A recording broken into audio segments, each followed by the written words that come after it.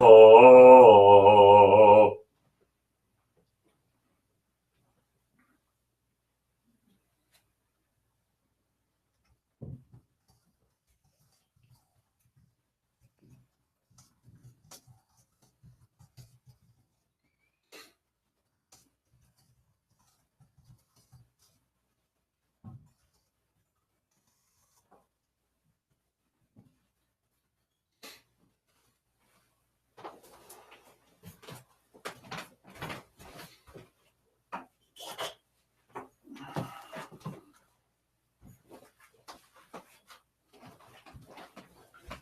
Oh, yeah. What's this? I'm getting an ad.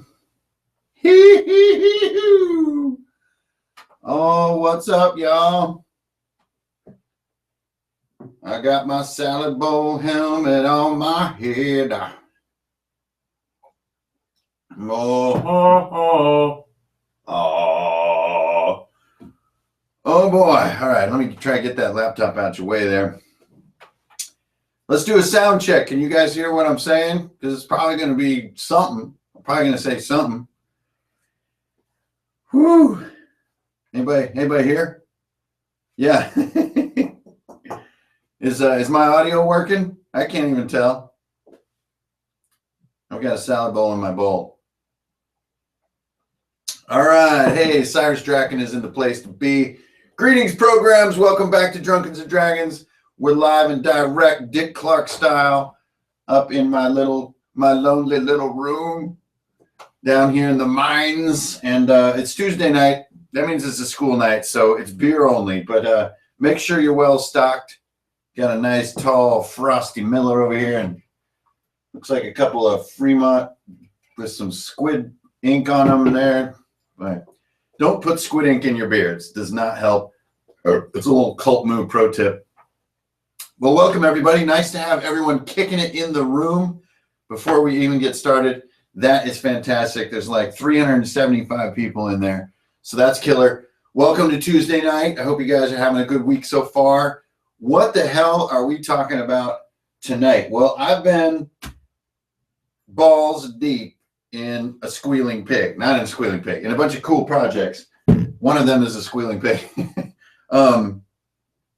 Yeah, man, it's just kind of going off. So once Christmas break happened, besides the Jaeger chugging tragedy night, that was insane. But besides that, Christmas break, as always, is like that 2-week period where you don't have to be distracted with work and with driving around in traffic and doing all that dumb stuff. So you can actually focus in on what you want to concentrate on. And you know what we want to concentrate on, and it's being dope dungeon masters. So, oh my God, Christmas is always like a massive brain explosion of ideas and plans and schemes and devious concepts.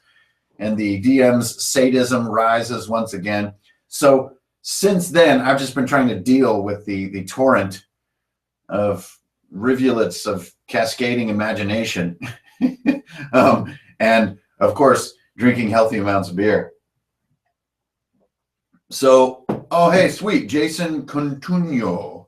I've cleared my stock from Christmas. Yeah, red wine and beer is totally awesome. I know it sounds like some kind of weird wino move, but it's like super refreshing. It's great. And then, of course, you get you get drunk. So welcome, everybody. There's a lot of new people. Good to have all you guys around. A ton of new people have been joining the channel, too, which is crazy. So it used to take about a month and a half to get 1,000 new subs. And already in February, we have, I think, 350 new subs. So it's like, what's happening? Oh, my God, it's the pressure. It's like two guys just showed up at your D&D session. You don't even know them. They just come in. They're like, we're both rolling warlocks. You don't even know the rules for warlocks. So I'll be like, psh, it's just a wizard wearing a purple robe, yo.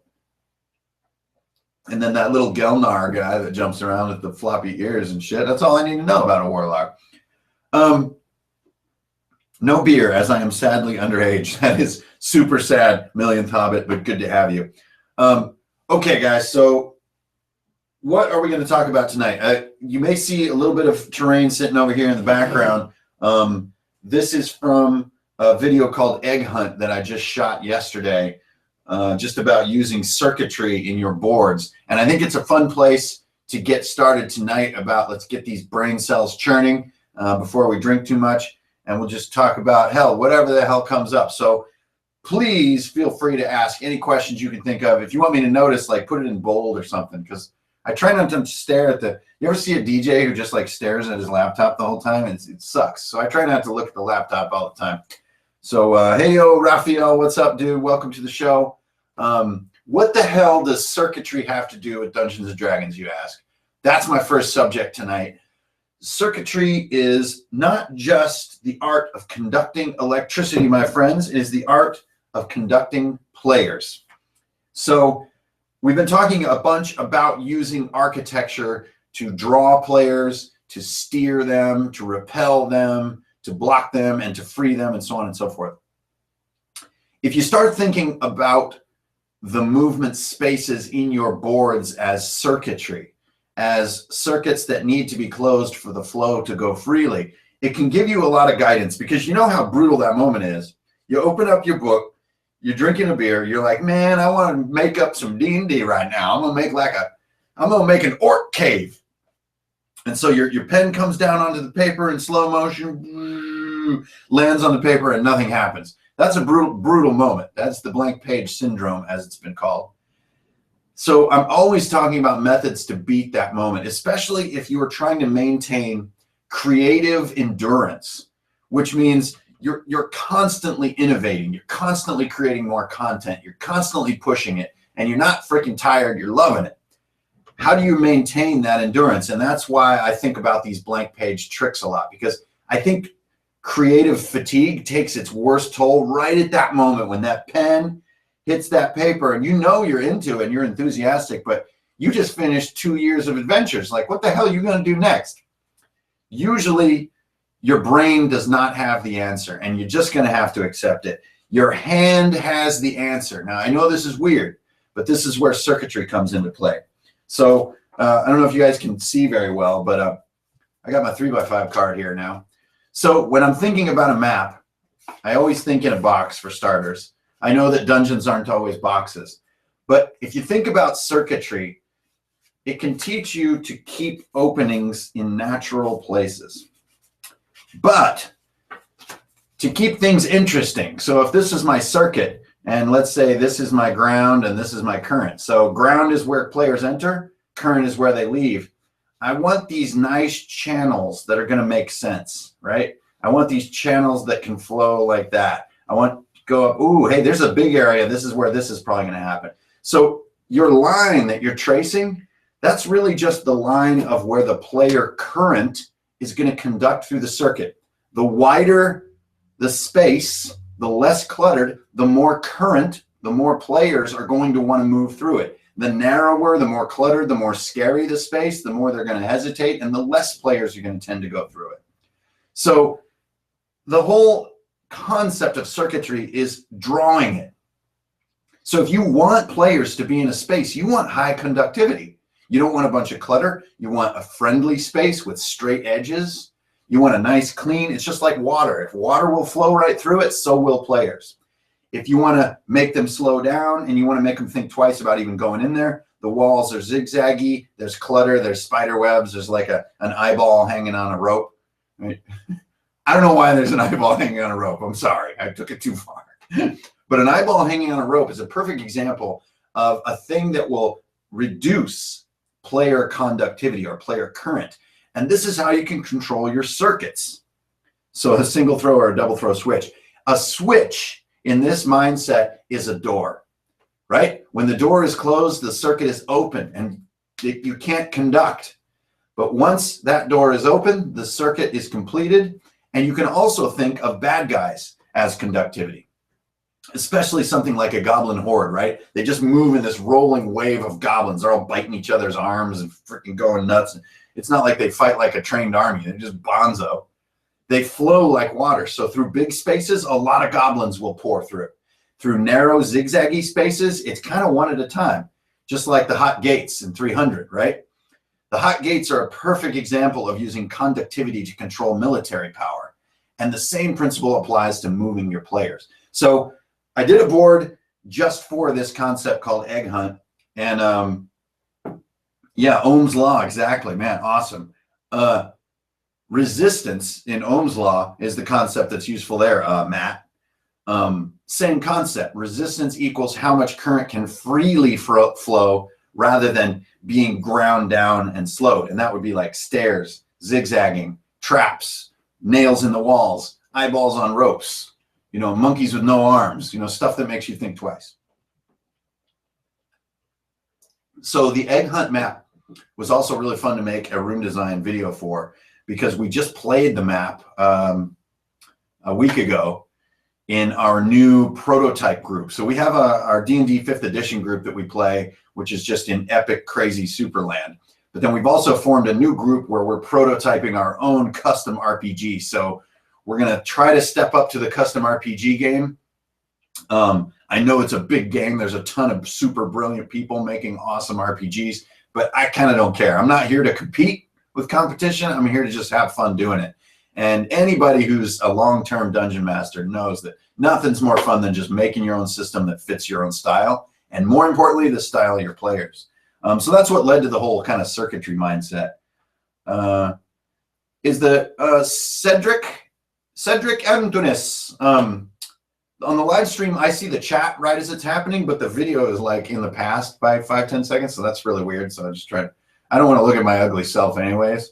I don't know what the hell happened to my hair. I tried to use like a dog clipper on it to try to get like a Renaissance fair, like night mohawk thing. And instead I just sort of looked like a homeless guy who just finished a Four Loko. Yeah, so Cyrus, who's here in the chat room, he's actually one of my players, as well as my co-developer and co-writer on that new custom RPG. I don't want to say too much because, you know, the reveal is really fun. But we aren't going to save it up for one massive reveal like big companies do. We are going to start trickling it out and get everybody's input on the whole channel, and we're going to make this thing freaking dope. So just give us a few more sessions, and we'll start revealing what we've been working on. And bam, super high pressure water. Do you ever DM in Planescape? Planescape is pretty awesome. My main group, my 5th edition group, has just reached that kind of level, which is about 7th, where Planescape even becomes interesting. I played in Planescape back in the day, but not right now with Drunkards and Dragons and this whole video and everything like that. Planescape is a little bit, in my mind, defunct. Totally awesome setting, but a lot like Spelljammer, I think a lot of thinking has come a long way, and you can get the elements of those games into your game without just aping, you know, 10-year-old, 15-year-old content. Now, maybe big companies are satisfied with aping old content, but fuck, man, this is like me and my homies. We want all original shit all the time. And so we will do planar travel and spell jamming, but we're going to do it in our own way, and we're going to make it cooler than it used to be because it's fucking 2016. You know what I mean? But I think there's a language issue tonight. Do you know about the idea of levels of fantasy? High, mid, of course. A quick example in my mind is high fantasy Skyrim. What level of fantasy do you enjoy? Jason, that's a great question. Actually, I would consider Skyrim definitely mid-level fantasy.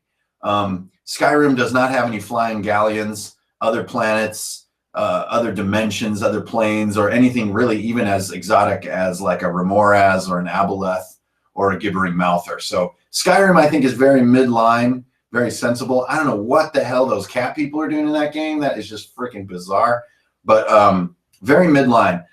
Classic version of low fantasy would be Burning Wheel. Really awesome treatment of low fantasy. It's like I got 2 hit points, like forever, and I just get wounded. You know, and then I'm super excited when I get like a stick. Like that's low fantasy. Like I'm 5th level and I'm wearing rags. Like I buy my first beer when I'm level 3, like that kind of stuff. That's low fantasy. High fantasy to me is definitely Eberron, one of the very best examples of high fantasy of all time. Also Xanth, the Worlds of Amber. What else is high fantasy? Yeah, fuck it. Eberron is just too perfect of an example. I mean, they've got like animated robots. They have a lightning train. They got like castles that slide along in the desert. You know what else I would consider high fantasy is Dune. Dune is sci-fi in a lot of ways, but a lot of elements of the stories in Dune, in the books and the David Lynch movie, are very fantasy-like. It's very travel-oriented. It's very human. The technology doesn't overcome those stories, but there's this weird, way too old feel to everything. And to me, that's, very high fantasy. But damn, man, Eberron is so high fantasy, it's freaking bonko. So that's why I always recommend, if you do get into Eberron, you got to do it in small doses, because that high fantasy stuff is like crack. Once you start doing it, it's really hard to go back to normal fantasy, because you kind of start to get used to all the crazy stuff. So this is the Eberron book by my old colleague, Keith Baker. I had the privilege of working with him back in the late 90s on a project called Crossroads. Great book. If you guys don't have this book, definitely get it. It's a really colorful, really lively book with a ton of really cool, kind of mind-blowing ideas. Also, the world map in Eberron is fantastic.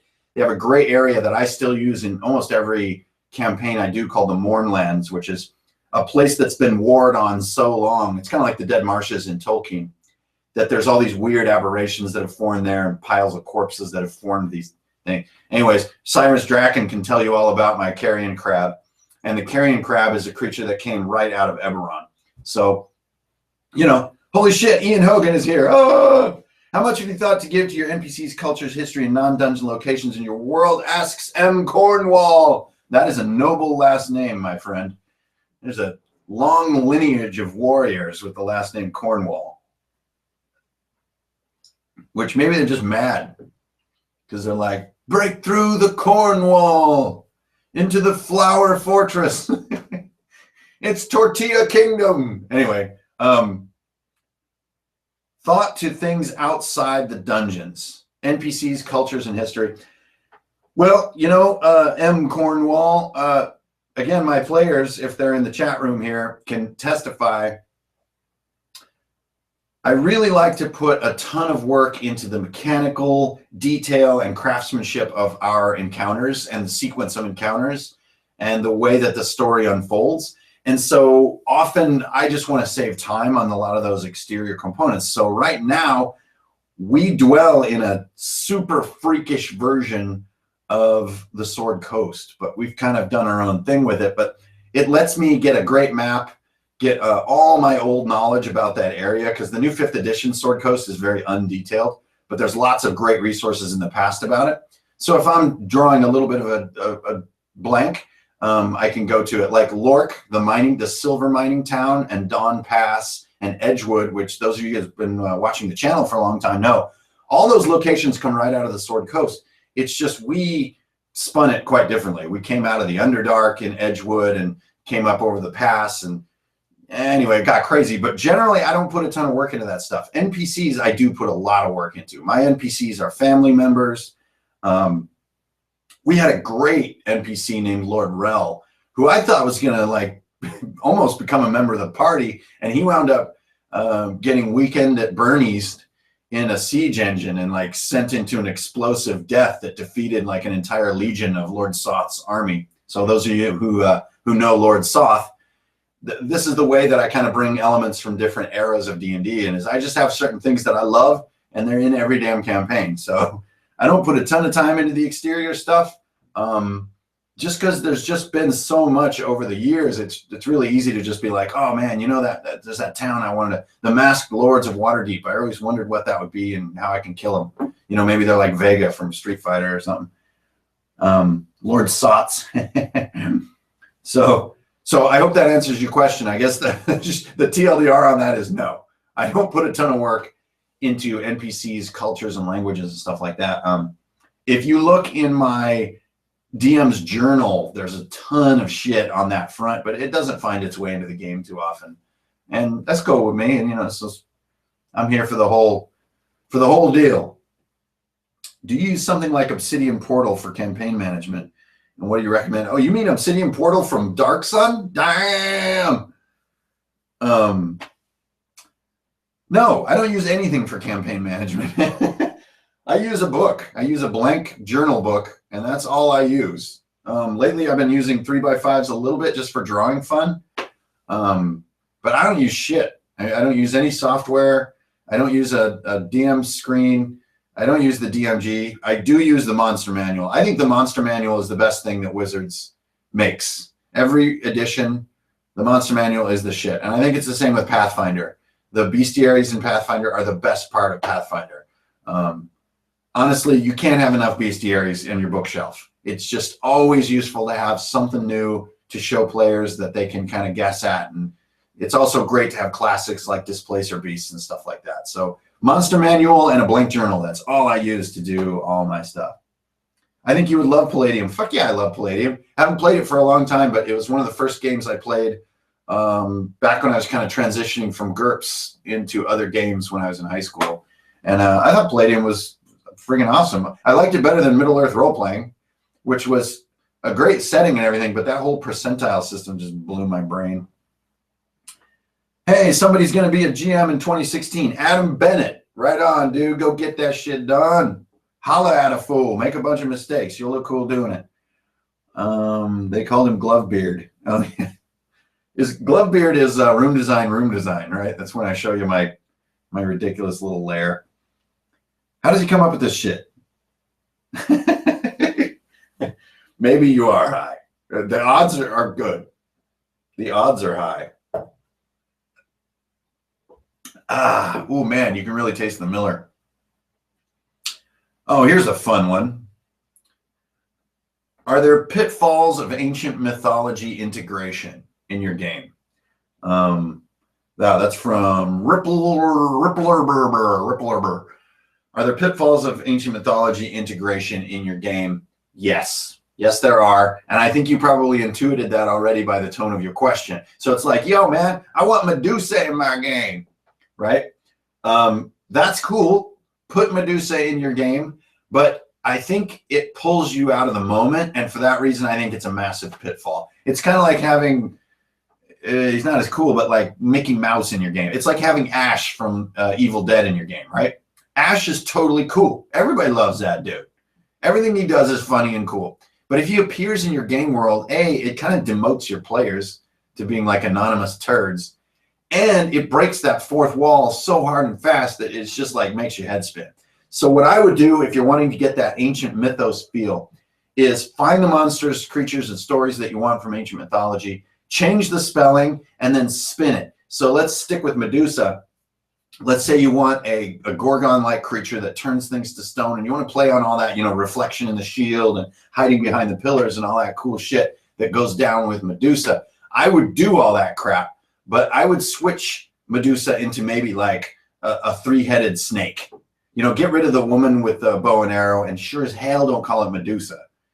Call it Samosa, Samdu, the serpent of Tarnan, something like that. So that you get all the tropes that you're looking for because those stories are so rich, but you don't just like lay your cards out on the table and ruin the moment for your players. Somebody asked if the video, it's the live streams do get archived. So, hey man, this is just a warm up. I got my Fremont Interurban Pale Ale right over there. Okay, I've got my artisanal, cruelty-free Seattle sustainable beer coming up next. There's nothing wrong with a freaking Miller, yo. I don't care if you're anywhere. Miller is tasty. Tastes like beer. Plus, I had one more tall boy left on a 6-pack, and it was all lonely in my fridge, and I felt bad about it.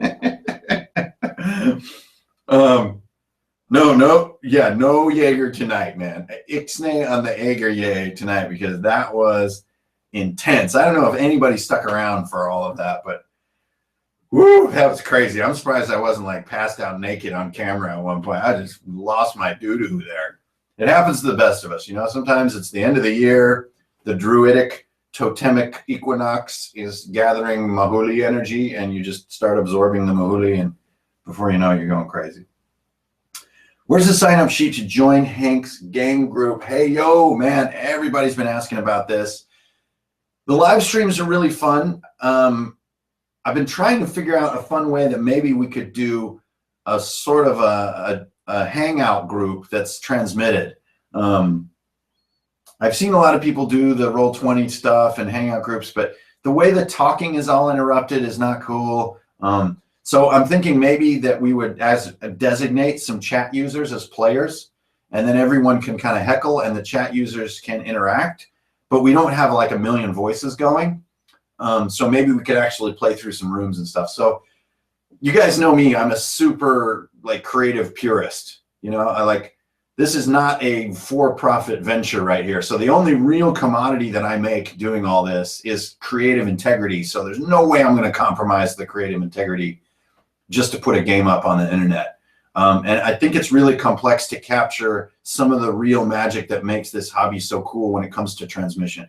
Even you guys all know my freaking opinion on celebrity D&D, which is that it actually isn't D&D at all. They're actually performing for a camera rather than the real experience, which is friends together at a table for each other. And it's a very, very different mindset. So I still have yet to crack the Rubik's Cube of live D&D, and we'll see.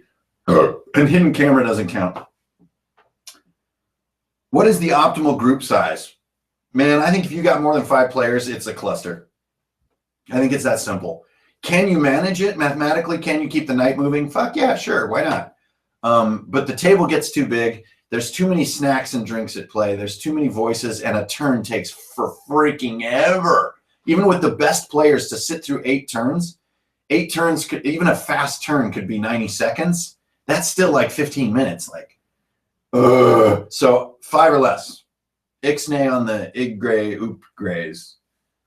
Wow, which aspect of history do you like the most? Norse, Greek? Well, I don't know, man. In my various escapades of education and in the academic universe, and then just extensive reading on my own, that's a really hard choice to make. I don't know. I suppose I would probably have to go with some semi-modern version of the Norse mythos. And just because it's sort of my heritage as a Gillam, you know, we're the sons of Duke William. We're Norman Vikings. So I just relate to that stuff a lot, but there's so many cool stories and myths out there. It's really hard to just be like, Greek mythology rocks. I'd actually say Greek is one of my least favorite. Everybody's just kind of a jerk in Greek mythology. I don't like that part. They're all like too lusty and treacherous and betraying their own families and stuff. That's not cool. Don't be a dick, bro. Is your room design group a world similar to the Midnight setting? I'm not sure what that is.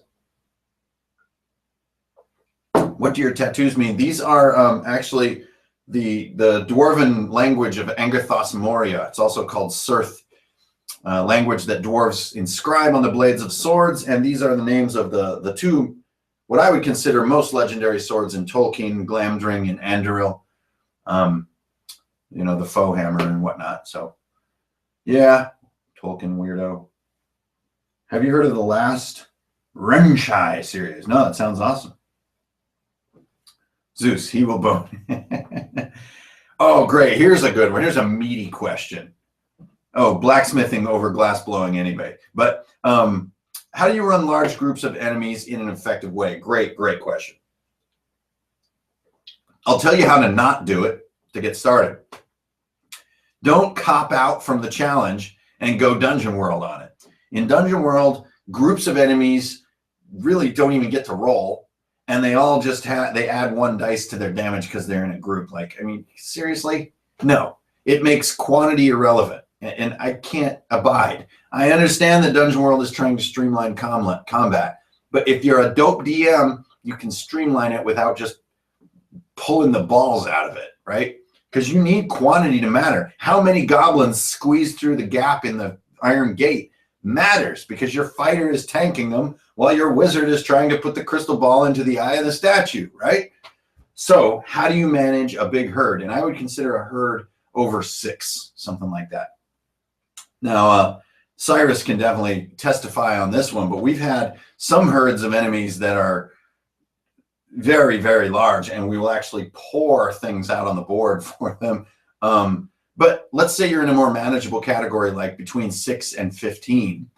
The way that I do it is just like I do more complex enemies, just keep it cleaner, which is just make sure you have basically 2 stats in mind when it's your time to roll those buggers and just bang them out fast. And it's really exciting. Have a player track hits and misses for you. Okay, so 8 of these fuckers roll up on your tank, right? I need to roll 8 attacks. By the time you even realize that I'm attacking you, I've already rolled 3 of them. And I'm like, hit, hit, miss, hit, miss, hit. Player says, okay, you had 5 hits there. And I'm like, okay, 1d8, 1d8, 1d8, 1d8, 1d8. 42 damage. Just like that. You're done. Now, the only other thing you need to do is track hit points per guy. And you guys have seen my techniques there. Sometimes I'll keep dice on the board. Sometimes I'll do a good old-fashioned, A, B, C, D type thing in my journal, just depending on the mood.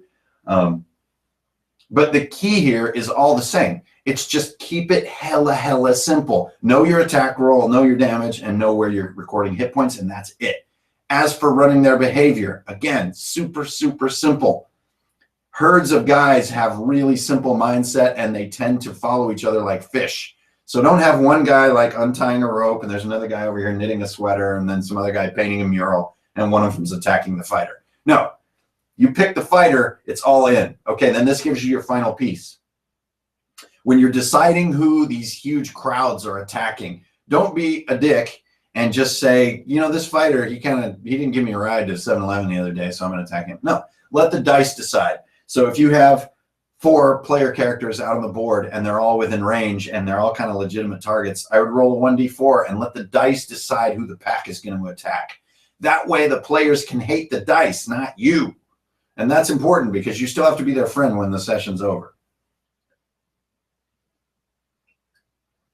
Elemental attacks. You're going to have to expand on that one, Boss PvE. I don't know what you mean exactly.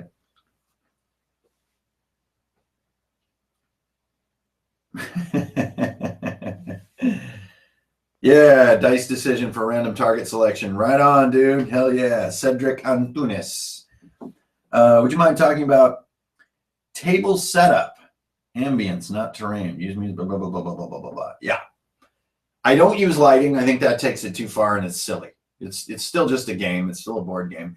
But we always listen to epic battle music. Man, it is bizarre to sit around and drink with your friends and not listen to music.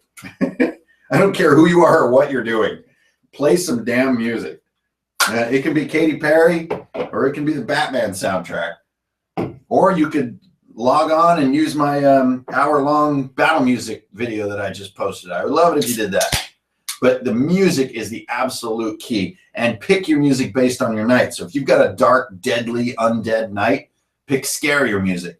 If you've got an upbeat, goofy town romp with a bar fight, pick some upbeat, freaking dubstep shit. Lil Wayne and whatnot.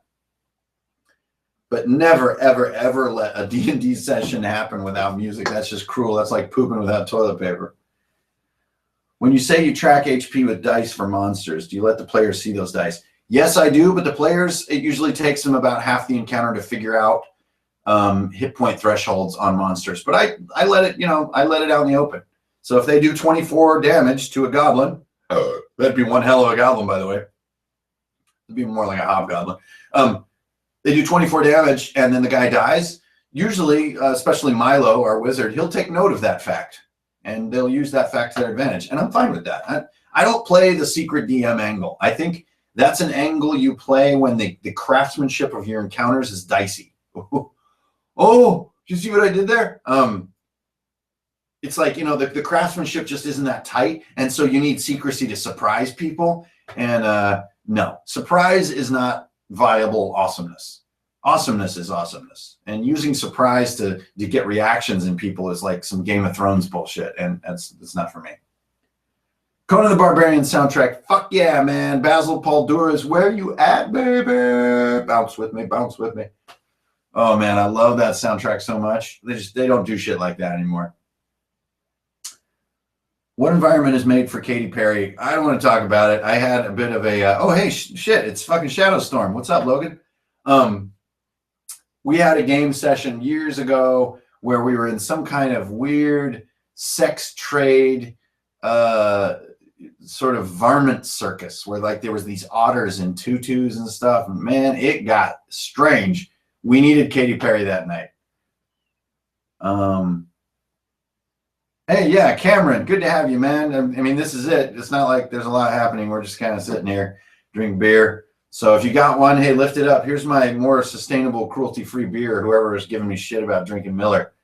This is more apropos for the Space Coast.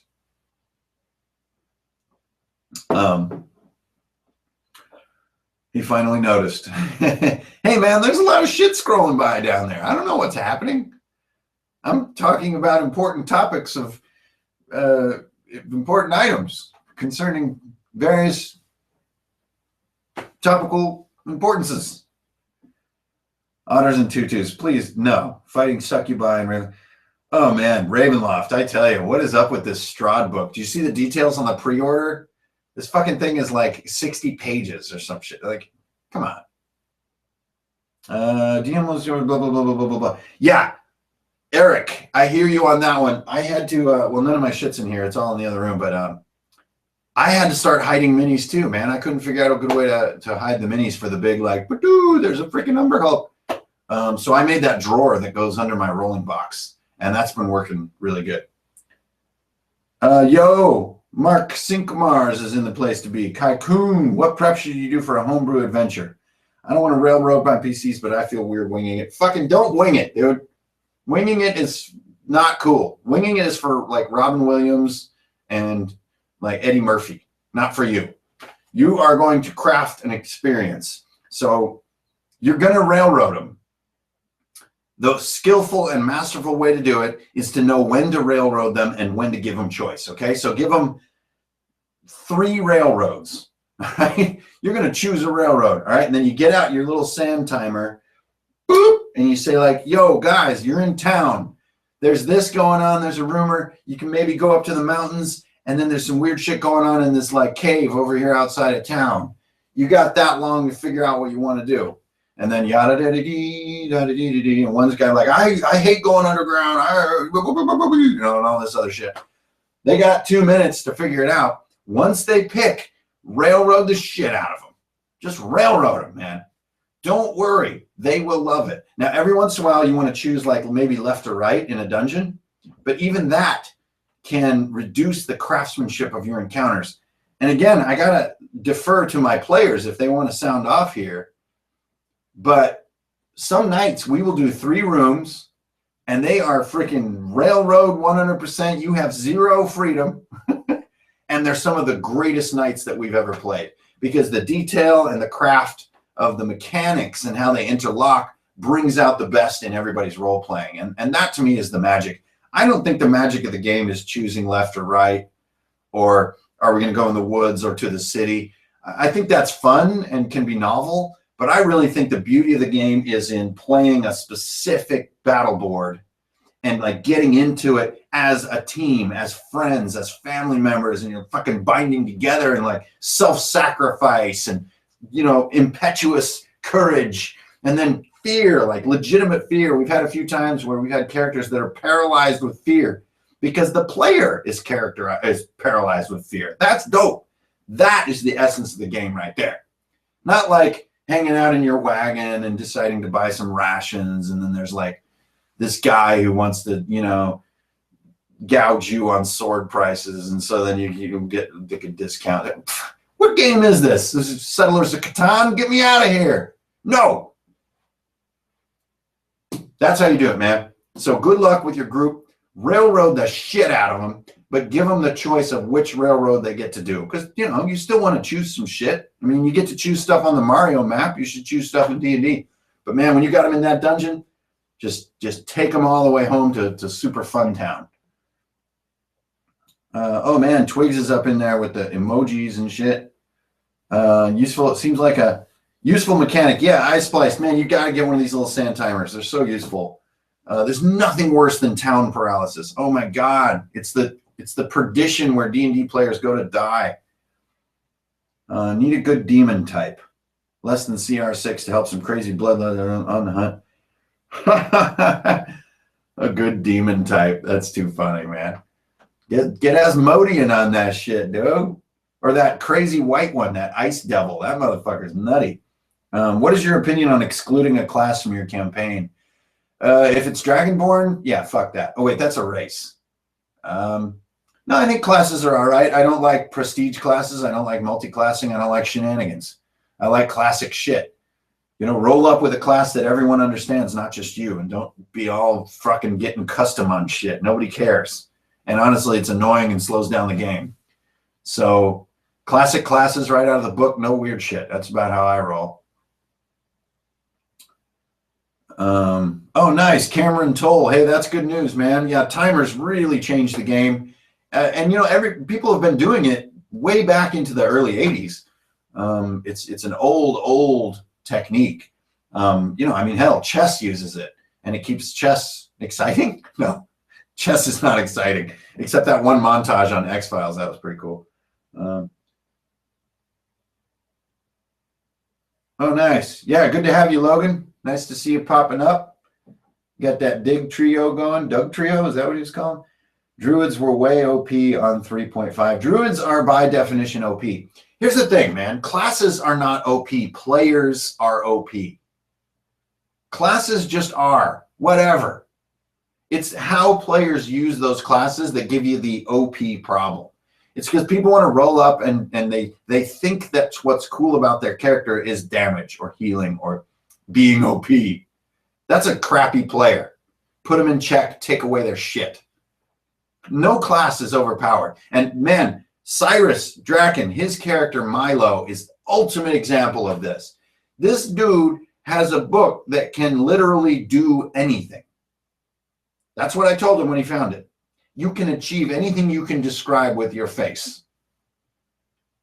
Whoa. Okay, that sounds a little bit OP for the game, right?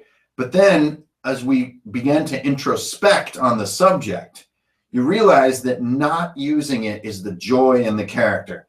And it gives the character this depth and context. And you feel all Robert Redford on that shit when you're not using it. And that is the beauty of it. You know, it's just like they say in James Bond. You always need someone to pull the trigger or someone not to. And that's the essence of a secret agent. And I think it's the same with a Dungeons and Dragons character. You want to overpower them all the time, but you want your campaign's visceral reality and social reality to be so potent that they don't. And that's when you know you got a really good group. So damn, just rolled up on that OP question. Do you know? Have you had to create custom cleric domains? I don't even know what that means. So no. Our cleric is totally awesome and has the cleric thing on lockdown. I trust him 100% to manage his class properly. I don't know what's happening. I love being a low-strength barbarian. Yes! My group seems to be doing all the killing, and I'm there. I tell you, those are the best characters. The game is not about, look at me, I got efficacy. No. The game is about working together with your friends and filling in the grout of the story and being yourself and being your character. Not being all, you know, it's just a classic sign of someone, honestly, you don't want to play D&D with, is where they're just like, I'm so awesome. Oh my God, you guys. I put my session on hiatus. How do I make a total ass ton of magic items? By making bad ones. That's how you make a bunch of magic items all at once. Make shitty ones that are boring. There's no way around making things well. It takes time. You can't make shit tons of good things unless you have years. It's that simple. I will not bend on this view. Every time I watch videos and live stream, I get to play my custom swashbuckler again. A bit of a pyro. Magna Ryu. Man, I had a pyromaniac goblin character once that was super duper fun. I think everybody hated him, but he was pretty cool. His name was Squiggy. Have you ever used magic to actually make items worse? Oh, hells yeah. Hells yeah. All the time. So you guys know about my love of DCC, right? Oh, God. Oh, God, my body hurts. Why does my body hurt? I think my dad kicked me. Okay. This is the DCC book. Oh, Lord, this thing is fucking colossal. Ooh. DCC is awesome because it circles around the concept of mercurial magic. Mercurial magic is all about putting a price on using magic, and an unexpected one. Now, I got to recommend against just hurling DCC into your D&D game. It just throws a monkey wrench into things. But the overall concept is great to start using. Of how curses, corruptions, and then I think they have a thing called the taint, the patron taint in DCC. I'm going to omit that from my game. But yes, anytime you use high-powered magic, there should always be some kind of brutal hidden cost that takes time to reveal. Why? Because you're a devious bastard, and everybody has more fun that way. What else we got here?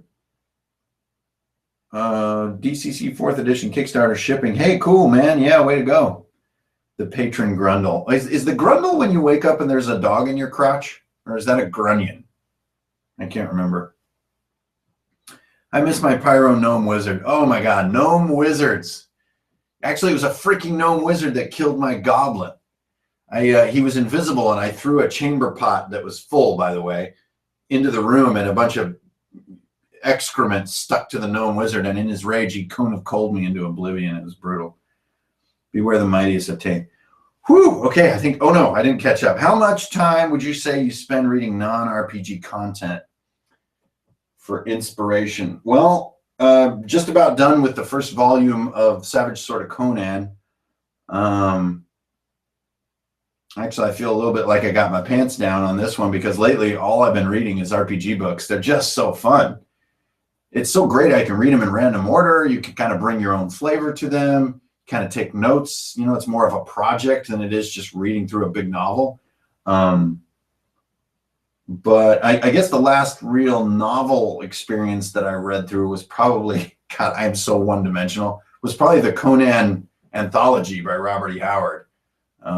Read through about half of that and then parlayed it right into the old comics and stuff. So I just love how that shit is written. I love the wording. I love the old-timey feel. Conan's also just a baller.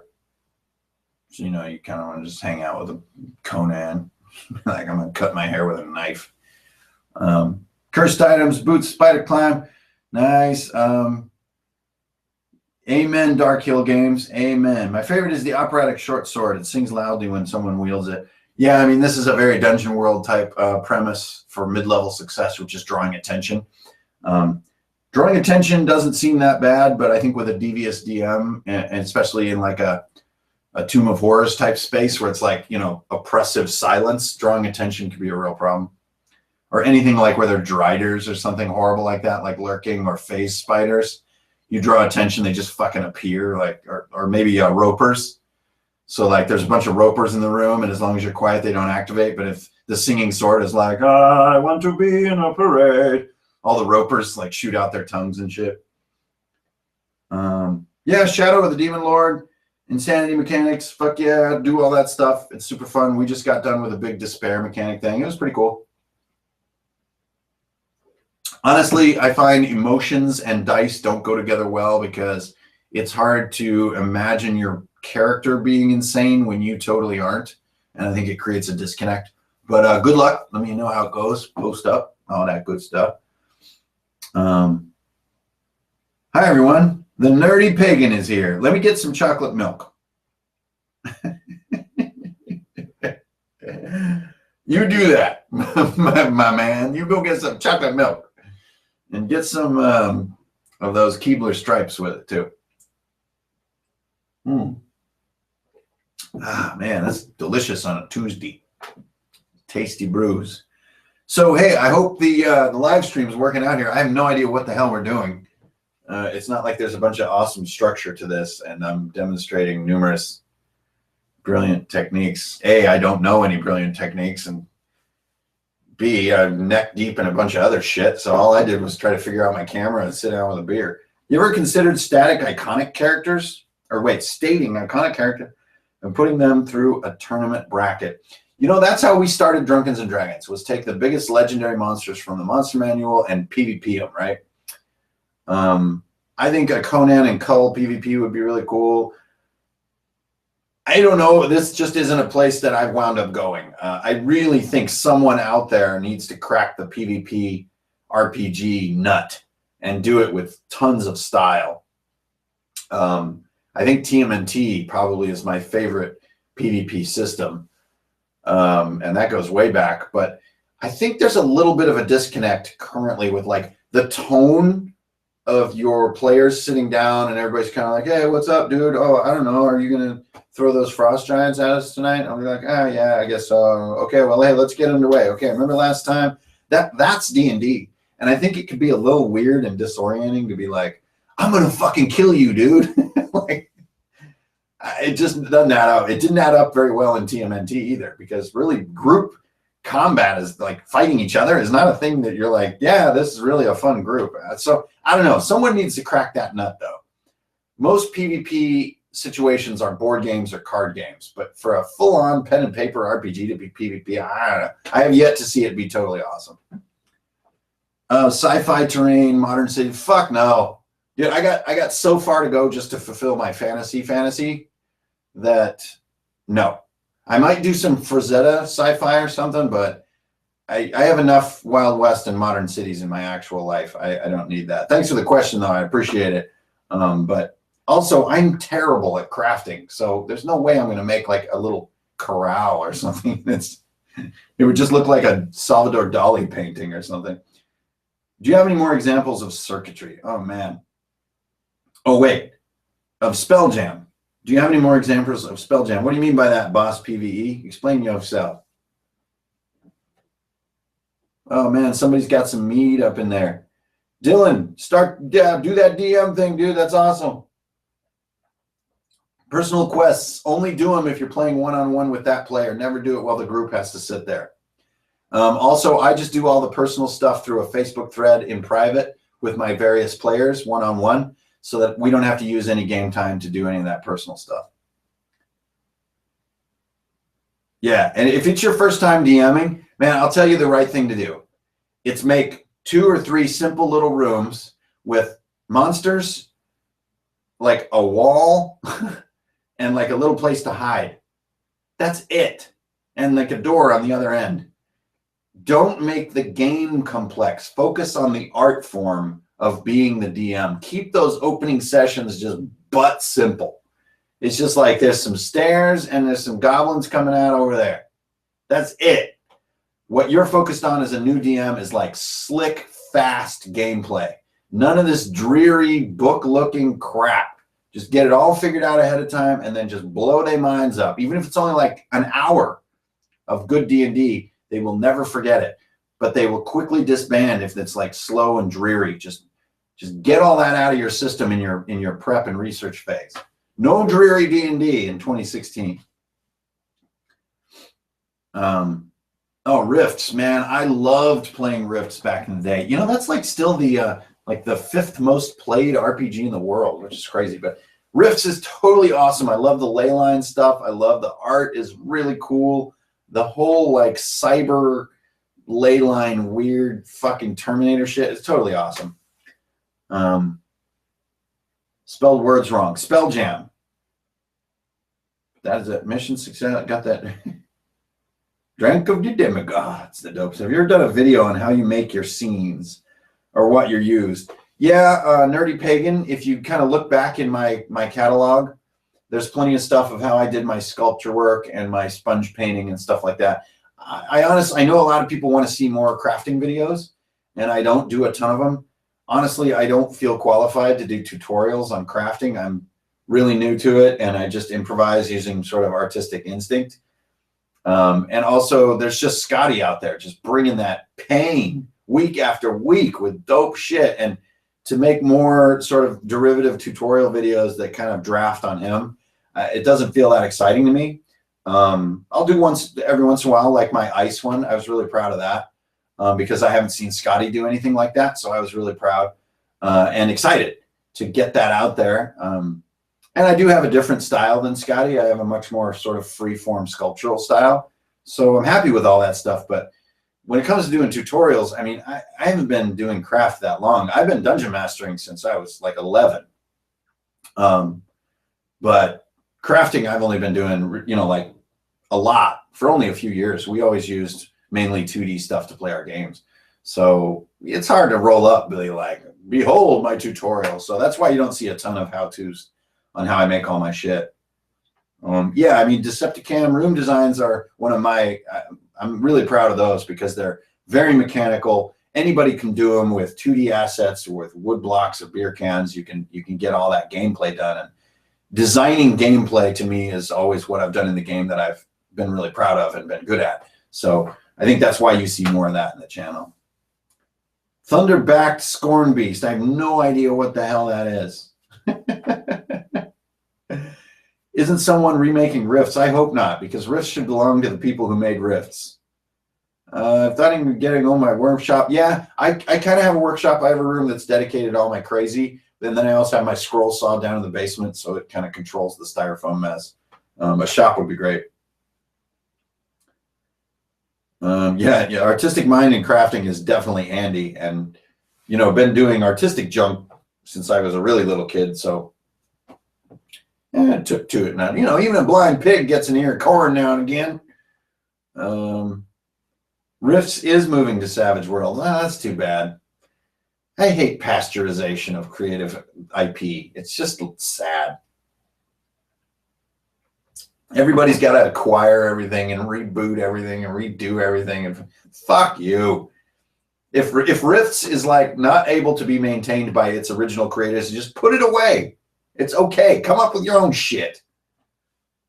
I'm sure there's some better explanation of why that's all happening, but I've had enough. It's like, let's remake Dr. Zhivago, only it's Brad Pitt. And it's just like, come on. What do you think of running book adventures for newer groups and DMs? Or would it be better to try a homebrew campaign?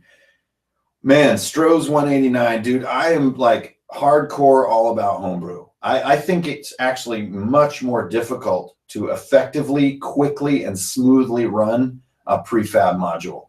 It's really tough because they're going to come at you with that amount of complexity they have regardless of your ability level. Whereas when you homebrew it, you can make the game simple enough where you know you can run it smoothly. So again, you know where I stand. The depth of the material is meaningless. It's all about the confidence, the energy, and the fun of the DM and the players working collaboratively. So the prefab module thing has just never been my jam. Now, I do highly recommend getting them damn modules and reading them, absorbing what's cool about them. But especially as a beginner, man, you don't want to be running all that crazy shit. Like even freaking Fandelver, that's got like 5 plot lines that are crisscrossing with like carefully written NPC dialogue that references other plot lines to get you to go places. What the fuck? No, just you go down the trail, you railroad them in a cave. There's some super fun in a cave. Bang, there's your first session. Like, make it simple so that you can be a dope DM, not a researcher. Amen to Palladio. I am the knight. Couldn't say this channel just showed you it's full of people ready to DM. Yeah, man, that's a great moment when you know, the other great thing about it too is all the players are always looking for a DM. I don't know if you noticed, but everybody wants to play D&D. It's just there's always this moment when the train hits a rock on the tracks, which is like, well, yeah, but we just need a dungeon master. Or someone will try it and be horrible at it, and like the group will either disband or give up. So it's an awesome feeling when you're not only going to roll into it, you're going to be like, man, I'm going to make these guys, I'm going to make their year right now. I'm going to be a dope dungeon master. You're not just going to take it on as a mantle. You're going to be that dungeon master. You're not going to pine because you don't get to be a player. You're going to own that shit. And that's a really cool feeling, especially after you get a few wins. You know, get some of these sessions that are just epic that people will always remember. And you get that feeling of like, fuck yeah, I'm the DM, man. Bring it. You know, but it's very often to be like, I wish I was a player. You know, that's not a lifer DM. Lifer DMs don't want to be players. Where my DMs at? Whoop, whoop, whoop. How would you deal if a DM asked you for an unfair roll? Oh, you know what? If I'm a player and my DM rolls some shit up on me, I never, ever argue. Now, if we're out of session, like we're having beers, we're having a sandwich, like at work or over lunch or something, fuck, we'll argue about it the whole time. But if it's during the session and I'm trying to craft my dwarven helmet and he says, give me a dex roll, I go for the dex roll. It's that simple. It's that simple because you want to just offload that DM's authority and responsibility as a player. Just offload it entirely. You're not even thinking about it. You're inside your own head. You just want to make your rolls and make super cool choices and be epic. So in my mind, players should never waste their time questioning a DM unless there's a way to help the DM. You know, we do have one guy in our group who kind of plays that role. He'll be like, wait a minute, I think we can blah, blah. Okay, well, let's check it. Do, done. All right, cool. But none of this like, that's unfair. I pooped my pants. Besides, I don't know. Sometimes smithing is definitely an art of dexterity. DM right there. Currently playing Mongoose version of the Traveler. Oh, shit. Traveler's crazy, man. That's that crazy old school space game that's been around since the 70s. That stuff's cool. Man, I got to look into that. So Gesternario, is that a dope system? What do you think of Traveler? Post up in here, will you? My two favorite players moved to Portland. Ooh, good sushi in that town. How do you find good players? Man, you got to find good friends. I've never had a D&D group that didn't have just friends in it. I've never just said, hey, you want to play D&D? Who are you? So if you wanted to find new players, I would go out and start doing some socializing on a friend level. I would never put up a Craigslist ad and be like, any D&D players out there? That is just fucking weird.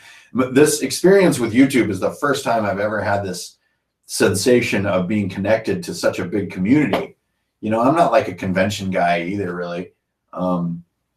So for me, D&D has always just been an art form of collaboration with friends. So, man, I know that's not really an answer, but I would say just like get out there in the bars and, you know, get on the message boards and just start meeting people who are in your area and making friends with them first, and then maybe think about some D&D. It's kind of like humping. Thanks for that. Still don't think it's fair to roll on decks. Well, fuck no, it's not fair, but you can argue about that over your sandwich rather than at the game table. Does for us. We have 4 committed players. We can add drop players with ease as real life pulls people's way. Hell yeah, man. Never make D&D a chore. Never hold it against people when they got to drop out or jump back in. It's all good in the hood. Everybody's just here to have fun. Honor, strength, and beer. It doesn't go that way. It's strength, honor, and beer. Always strength first. Honor doesn't matter if you're dead. So for an even better roll. That's right. If the DM says roll dex, then you're just like, 19. What? Is that all you got, Mr. DM? Awesome. Yeah, get that group together, you guys, you nut jobs. How many games do you go before you switch? Oh, like, okay, you guys, you got your own thing. Have you made your own brew? Yeah, man, I used to, have you made homemade meat stick? I make the homemade meat stick every chance I get. I did make beer in the early 2000s. I made like 5 or 6 beers. It was really fun. But I'm old and I need to work on D&D, so I just buy my beer. Besides, people making beer need my money. So, yeah, great. You guys get together, get that D&D done. Whew. Okay, man, these live streams, I'll tell you, I don't know how I did that 4-hour marathon. That is insane. It's kind of like, I don't know, it's like a therapy group or something, only I'm the only person who has to confess things.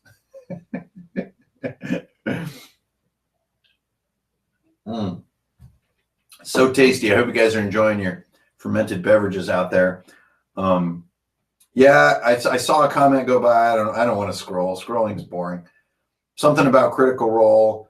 I've been getting a little bit into Critical Role, but then I just fall right back out. I just can't.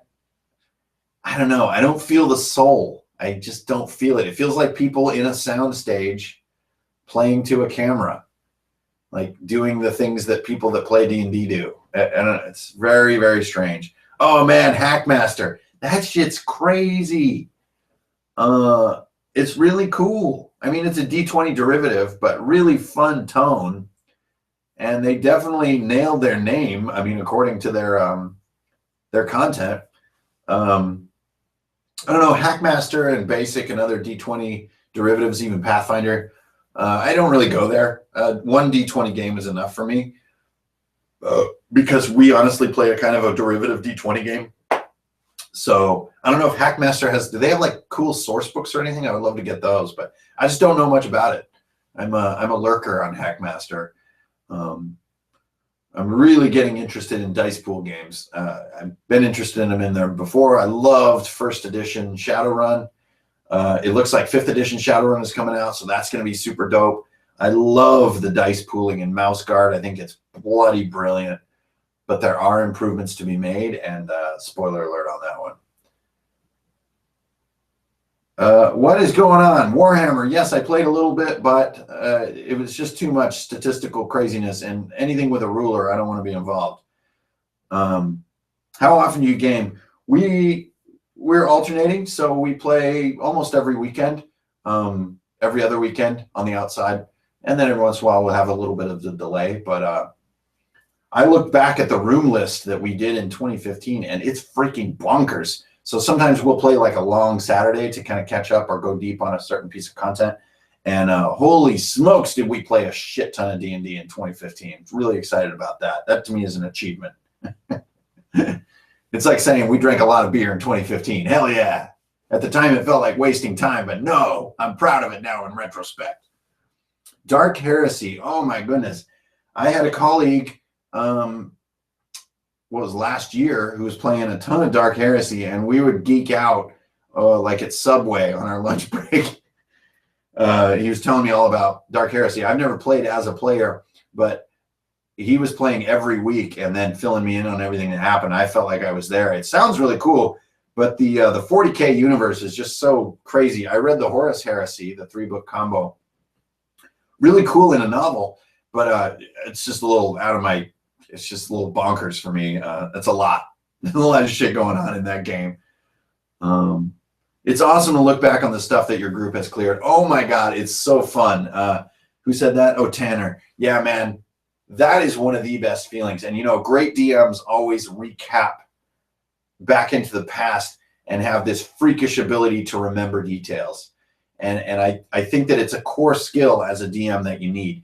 If you're hearing me say that right now and going, oh shit, I never remember anything, then you need to get some work done. Use some flashcards, do your homework on cognitive science, mnemonic devices, and other ways to build your detailed memory. And detailed memory skill is so clutch as a DM because you remember crazy details that everyone else forgot. But the minute you mention them, they're like, oh, I love that stuff. Trying to retell a campaign is such a hilarious saga. It's really cool. If you don't use a ruler and you don't use a grid, how do you adjudicate movement? When we do use a grid, we have a rough cut grid. But honestly, I think you can use the width of a mini base as a click. And if you do that, I mean, you're good. You kind of do it just like you're playing Sorry, you know, it's like 1, 2, 3, 4, 5, you know, that's not that hard to measure. So I've never seen it as a problem. Tharval, have you tried any of the Star Wars RPGs? I played the first one. So when was that? It's probably like 91-ish. It was all right, but again, it just felt really weird playing Star Wars. Like, why am I a Wookiee? This is weird. It's just, it feels very derivative of the actual material, and it's kind of not as cool as the material. So I was like some poor Wookiee who lived on Tatooine, and I was like kind of wretched. Go on a rant. That's quite a command there. Go on a rant about the importance or lack thereof of monster creation. Oh my God, I don't want to go on a rant. But I will answer a question. You're asking what? Is it important to create monsters, or speak ye on how to create good ones? What are you saying there? Ian, give me an explanation. I had a bounty hunter back in the day, specifically geared just to hunt the Jedi. Oh my God, Car Wars is so fucking dope. Car Wars is the second game I ever played. Fucking love Car Wars. Live and die by Car Wars. Play Car Wars as soon as you get a chance. Get the collector's set. It's dope as shit. Play it one night and you'll be completely good to go. Get Thunder Road, the old board game, and use all the parts and pieces that come with Thunder Road in your Car Wars game. And you will freaking have a baller-ass good time. Put Mad Max on the TV and it will be great. Well, you really hit a nerve on that one. How can I create better monsters? Okay, cool. And then it looks like David's got a big one. Oh, my group. Oh, love to do you, sir, our baller. David Hersher, thank you, sir.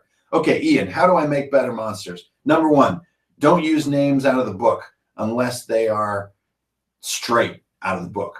So if you have a night hag, don't call it a night hag. Call it Old Toothless Mary, right?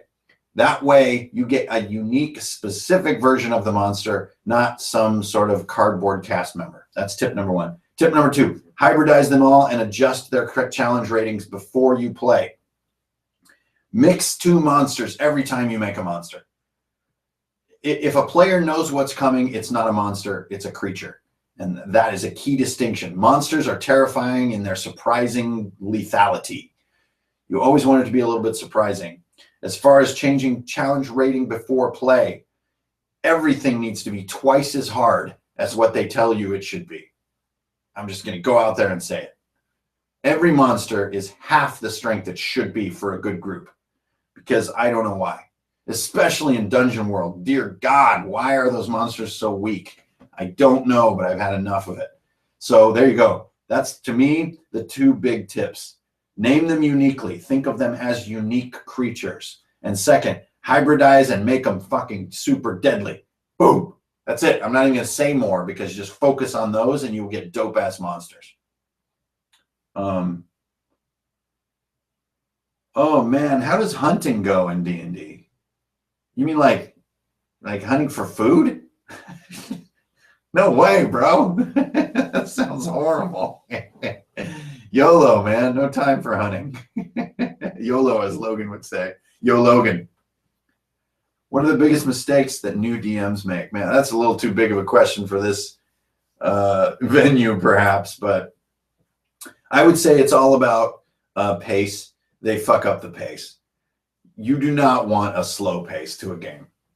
You know, new DMs, I think, are worried about making sure the rules work right. And there's no such thing as the rules working right.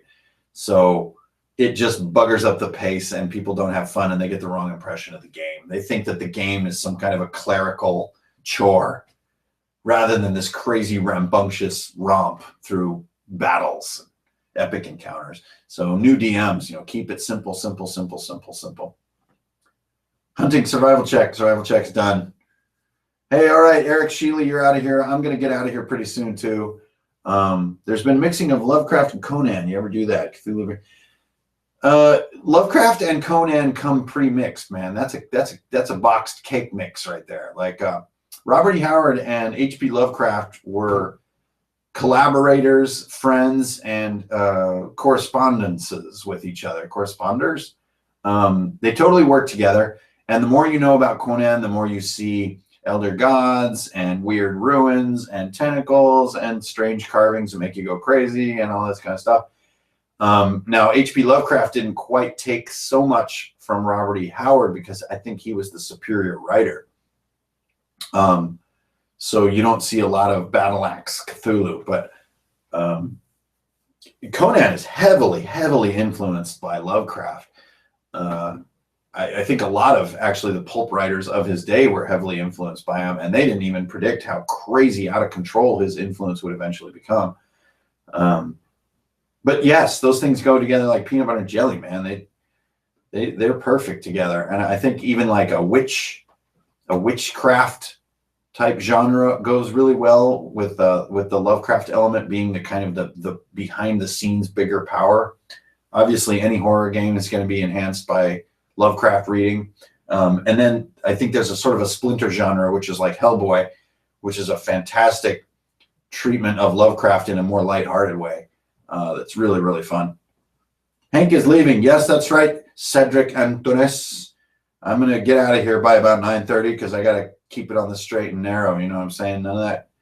No sleeping in a tent tonight. How do I avoid town for days? Right here, Ian. Where is it? Oh, right here, dude. Get yourself one of these little sand timers, man. There's 2 techniques you can use. This one, okay, you guys are in town. What do you want to do? Timer. The other one that I'll do that my players know about is I'll say there's 2 nights that you have in town. You can do 2 things in town. I'm going to go around the table. What are they? After those 2 nights, you're either run out of town, you're out of time, your cover's blown, you got to go, the NPC says she's got to lead, whatever. But I'll say you've got 2 things. State 2 things. And then we'll role play them out real quick. That's it, man. No open-ended BS. You're just moving. It's just like friggin' MXC up in here. It's like American Ninja Challenge. You're just running through the obstacle course. Just run through there, baby. I dropped a like. Thank you, Hankrin. Hey, thanks, boss. Good to have you around, man. What about town-based adventures? They're all right. Good luck with those, unless you are a truly masterful DM or you just can gloss over a lot of the detail of a town. But intrigue in general as a genre is frankly beyond my DM capability. I find it intensely boring. Intrigue is like something you have to do in real life. I mean, it's just like James Bond movies, you know, the cool parts of the action. Well, and the chicks. The chicks are pretty cool. And James Bond, and the cars, and the music is also cool, and the colors. Would you role play story NPCs if you don't plan importance? Yes, they get like 2 lines. Even actually some of my biggest NPCs that are like story-shaking NPCs, they get like 2 or 3 lines. I'll be like, you never should have come to the tower because the creature is dwelling down in the pit and he wants to kill us all. End. You know, like, not really at the tabletop to have my friends hear me attempt to do acting. So I'll do it if it's needed, but no crazy stuff. Occasionally we'll get into a little bit of a role play conversation, especially if I've had something to drink. But honestly, it's all about the encounters, the monsters, the loot, the battles, the creepy spaces. You know, for me, it's what it's all about. A lot of other people are into, you know, role playing and voices and accents and town and intrigue and fucking rock on. It's just I find it hard to keep my ADD at bay when we're doing that stuff. Killed it, Caleb. Yeah, oh no, Caleb. He fell face planted on his laptop. Yeah, if you're role playing every single character, your game is going to take an eternity. So, yo, Brooklyn. Right on, man. Round the way, girl, and whatnot. Tree versus house. I hope that you're winning that battle, dude. I love Brooklyn. I love that locks they got in Brooklyn. Oh, man, that stuff's good. Okay, I think I'm running out of time here. Sounds good to me. I hope that other dude, Caleb Titus, are you alive? I mean, that seriously looks like a face on keyboard kind of thing. NYC. When I was there, I was up at the Harlem Community Center, and Bam and some other guys, Africa Bambaataa, and some other guys took us around the corner to this soul restaurant. It was so epic, man. It was like a dope buffet. Oh, man, it was so good. That was a crazy good time. Been playing since 2nd edition, started DMing a game store for high school kids. Hey, cool, man. That sounds fun. Watch out for those high school kids, man. They're crazy. Yeah, some of my best games were in college. You know, high school was really fun, but then it really came together in college. Yeah, and they're just in it. I think that's what's so fun is you're just in it. And then it took all the way now into my 40s to really come back to it full force. I think it's just not giving a fuck, basically. In the middle of your life, you seem to give too many fucks. But at the beginning, and not the end, but past the middle, you don't give a damn what anybody thinks. You're ready to have a good time. Yeah, Tree versus House. I'll let you know when I'm over there, man. I will be over there. Not if, I will be. And we'll sit around and talk about mind flayers or something.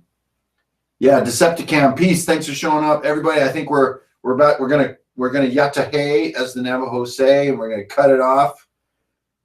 Awesome time hanging out with you guys. This is like the chat stream is freaking whoop-a-doo, fucking crazy tonight. So thank you everybody for showing up. It's totally awesome to have everyone around. I hope we had meaningful fellowship tonight. I hope we broke conceptual bread together and got some progress. Good luck with all your games, you guys. It sounds like you're going to be running. Let's post up on my Facebook page how your games are going, how you're doing as a new DM, what you're looking for, your questions, your challenges, your triumphs. Post all that shit up. And let's keep this little freaking weird little club of lumpy-headed ninjas just getting crazier and crazier as time goes by, and we'll all stick together and make cool shit. At least that's what I'm going to do, so I hope that's what you guys are going to do too. Thanks for hanging out. Yes, DM long and prosper. I'll see you in your future time travel self, which will tell your past self to ignore your future self because you're Spock and you roll like that. That's right. Game on. Good night, everybody. I'm going to hit if I can find the red button, I'm going to press it and disappear. So I'll see you on the channel, and we'll come on back. We'll do this in about a month or so. So until then, strength, honor, and beer. All right? Peace. Keep it real out there. Oh, bye-bye, Twigs. I like that puppy dog icon. More of these more often. Yeah, well, why not? Good night, everybody. Hey, Caleb's okay. All right, that's a good sign.